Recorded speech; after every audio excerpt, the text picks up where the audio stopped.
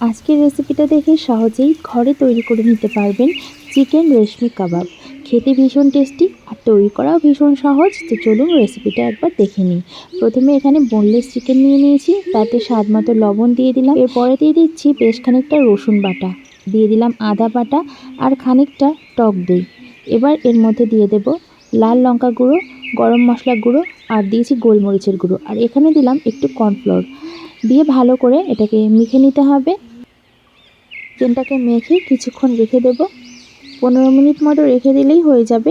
এরপরে কয়েকটা কাঠি নিয়ে নিয়েছি, তার মধ্যে এই চিকেনগুলো একটা একটা করে এরকমভাবে গেঁথে দিতে হবে।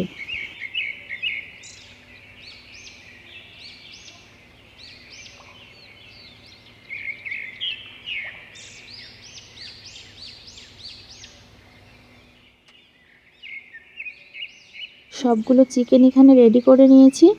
এরপরে একটা গ্রিল প্যান বসিয়ে তাতে একটুখানি তেল দিয়ে দিলাম। এখানে যে কোনো তাওয়া ব্যবহার করা যেতে পারে।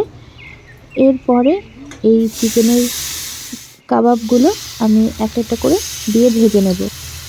প্রথম দিকে গ্যাসের ফ্লেমটা হাইতে রেখে পরে এটা মিডিয়াম টু লোতে করে দিতে হবে। এতে চিকেনটা সুন্দর কালার চলে আসবে আর ভেতর থেকেও এটা সেদ্ধ হয়ে যাবে। চিকেন রেশমি কাবাবগুলো একেবারেই তৈরি। এরপরে এটাকে সার্ভ করে দিচ্ছি। তো এই ছিল আজকে চিকেন রেশমি কাবাবের সহজ রেসিপি। কেমন লেগেছে আপনাদের অবশ্যই কমেন্টে জানাতে পারেন। ভালো লাগলে চ্যানেলটিকে সাবস্ক্রাইব করে পাশে থাকার অনুরোধ রইল। আর ভিডিওটা ভালো লাগলে একটা লাইক করে দেবেন। তো আজকে বিদায় নিচ্ছি, আবারও হাজির হয়ে যাব এরকমই মজার কোনো রেসিপি নিয়ে। ততক্ষণ সবাই ভালো থাকবেন, সুস্থ থাকবেন। ধন্যবাদ।